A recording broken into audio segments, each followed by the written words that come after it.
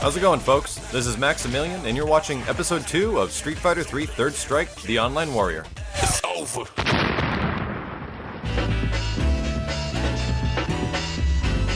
So where we last left off, I was pretty anxious to get in some ranked games with Third Strike Online.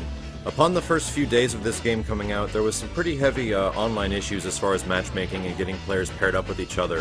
I think the producer for Third Strike was saying that there was too many hosts being picked and not enough people to fulfill the host requirements. It was something odd like that, but it's usual online fare of awkward things that happen when you release an online game, and it's going to have its initial jitters.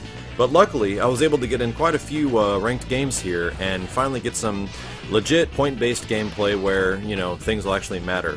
So, other things I wanted to cover during this video, and more specifically since I've seen a lot of questions and a lot of folks that are unfamiliar with how it works, and some more information on how to get better at it, and that's the discussion of parrying.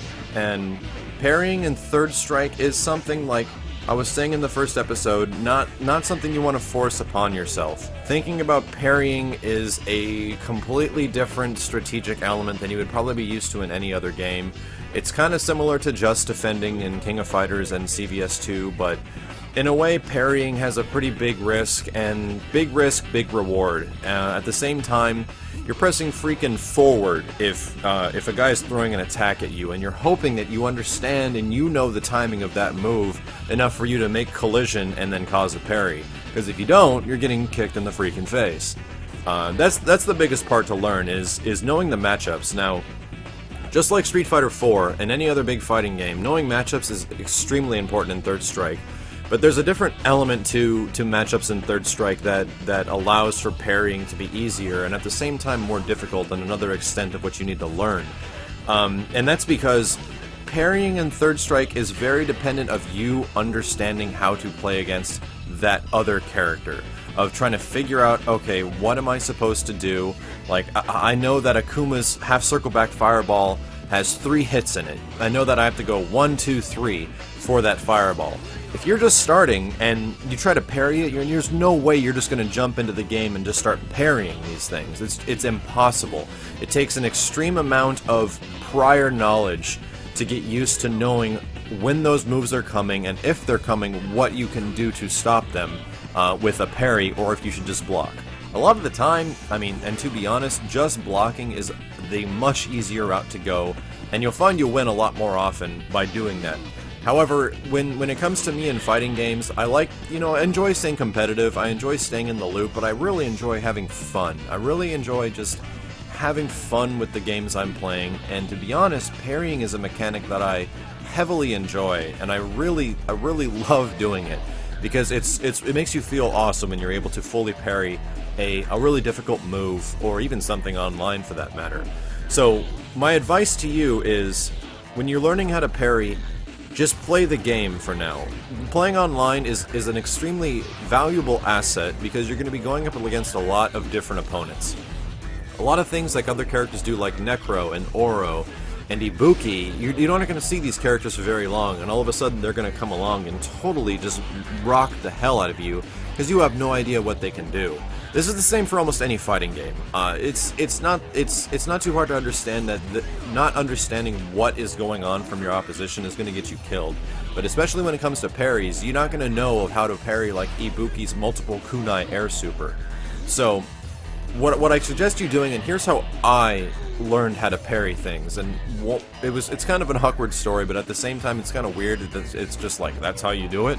I was with a friend one day, and we were okay at Third Strike back in the day. This is like maybe 2005, 2004, and we loved this game to death. But at the same time, we weren't amazing at it because we didn't know, we weren't gods at parrying. But what we did is we had like a challenge where we had a whole day just to mess around, and we just started throwing in training mode on, I think, the PlayStation 2 version. And we just decided to try to parry everything, like the hardest moves possible, and to see what the timing was on these things. Like, how do you actually parry them? And that's exactly it. It's a matter of trial and error, and it's a lot easier if you don't have to deal with the opposition, because this game is about being very random. And it's a much different factor than other fighting games. So it's hard to learn in matches about parrying these things. So what you should do, literally, is go into training mode, and if you have a move that you want to, that you want to parry, that if you just have like this goal that I want to parry Akuma's, Akuma's multi-hit super fireball, I want to try to parry Chun-Li's, Evo moment number 37 kick super. It's up to you. Just go ahead and do it. One of the other pieces of advice I can give you when you're trying to parry these things is that when I was also learning, it became very sound-based for me. Not along the lines of like, I need sound to play, but when I was first playing, I know that, this move goes 1, 2, 3, 4, 5, 6. 3 hits and then 3 other consecutive hits, but it was the muscle memory tying in with the sound interpretation to figure out when the parry is supposed to happen. Like, I know that Ryu's fireball goes like 1, 2, 3, 4, or like Akuma's goes 1, 2, 3, 4, 5. Same thing with Chun-Li's super, where it goes 8 hits at the start. Depending on how far of the screen you are, 8 hits again, and then 1 delayed hit, and you usually jump to parry that one.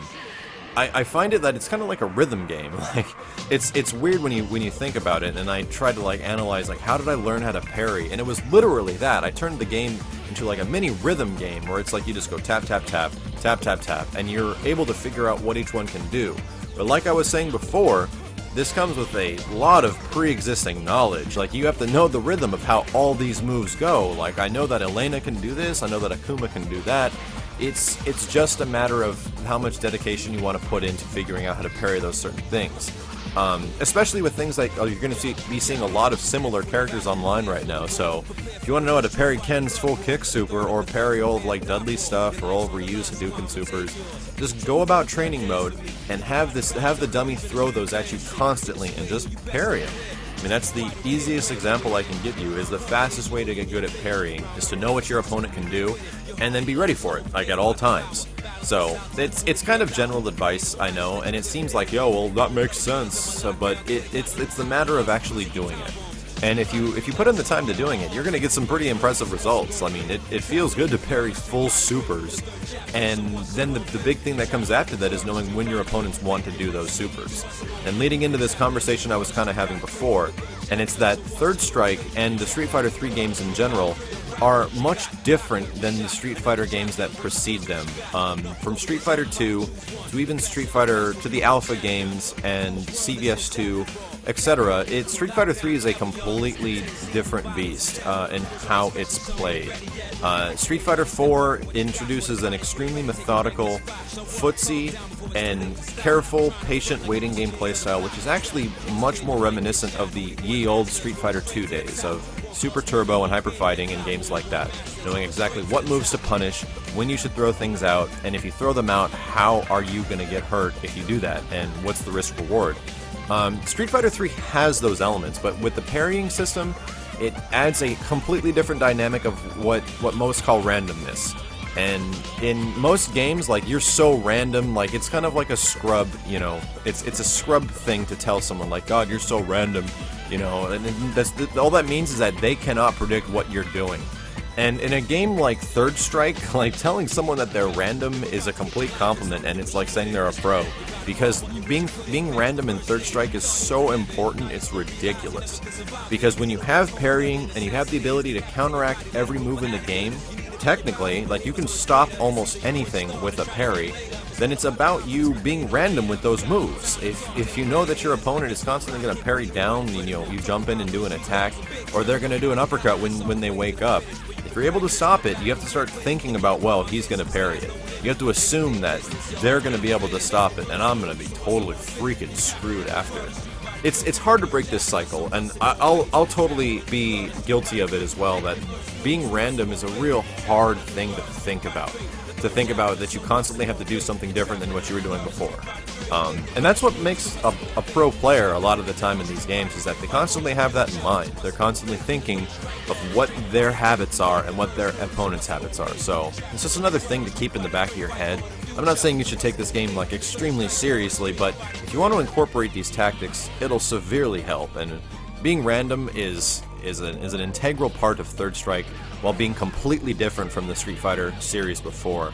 And it's actually kind of why I like Third Strike, and it's not that I don't like Street Fighter 4. I had a ton of fun in Street Fighter 4 for a long time, but Third Strike has that parrying thing, and I just love it too much to ever let it go again.